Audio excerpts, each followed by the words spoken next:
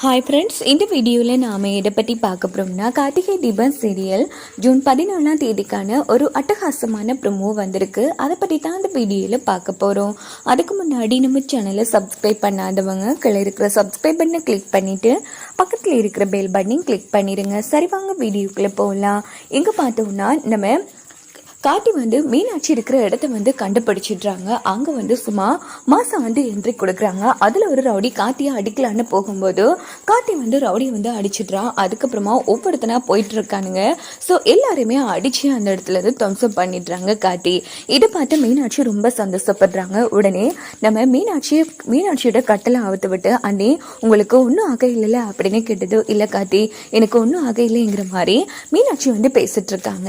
இதே time function நடக்கிற இடத்த தான் காமிக்கிறாங்க. ஸோ பாட்டி ரெஸ்ட் எடுத்து எழுந்திரிச்சிருக்காங்க. ஏமா அபிராமி, நான் எல்லாம் இங்கே பாருமா, நான் நல்லா ரெஸ்ட் எடுத்துட்டேன், இனி டைம் தாம்மா, ஃபங்க்ஷனை ஸ்டார்ட் பண்ணலாமா அப்படின்னு கேட்டதும் அபிராமி பயப்படுறாங்க. ஆமாம், என் பேராண்டி எங்க, மீனாட்சி எங்க, அவங்கள வர சொல்லி பார்த்துட்டு நானும் ஃப்ரெஷ் ஆகிட்டு வரேன் அப்படிங்கிறதும் ஆமா அதை அவங்க வரலம்மா, இன்னும் கொஞ்சம் நேரத்தால வந்துருவாங்க, நீங்கள் வெளியில் வாங்கம்மா அப்படின்னு சொல்லி அபிராமி பாட்டியை அழைச்சிட்டு வெளியில் உட்காடுறாங்க. இந்த பக்கம் ரியா, ஆனந்த், ஒட்டுமொத்த குடும்பமும் நின்றுட்டு இருக்காங்க.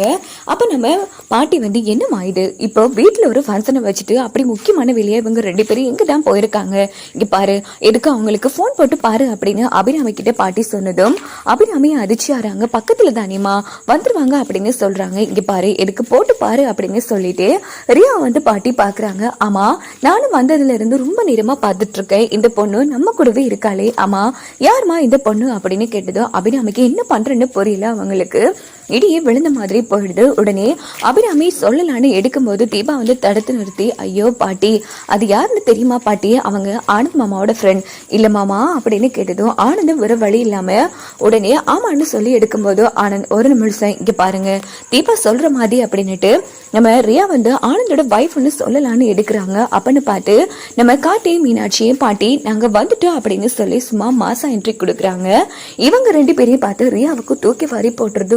ஐயோ, என்ன இவன் மீனாட்சியோட வரான் அப்படின்னா காட்டி மீனாட்சி இருக்கிற இடத்த கண்டுபிடிச்சிட்டானா அப்படின்னு சொல்லி ரியா நடுங்கிட்டு இருக்காங்க. என்னது பெருசா மீனாட்சியை பத்திரமா யாரும் கண்டுபிடிக்க முடியாத இடத்துல வச்சிருக்கேன்னு சொன்னேன், இங்க என்னன்னா காட்டி மீனாட்சியை கூட்டிட்டு வரான், கிழிச்சது போ அப்படின்னு ஐஸ்வர்யா ரியா கிட்ட சொல்லிட்டு இருக்காங்க. ரியா பயந்துட்டு இருக்காங்க.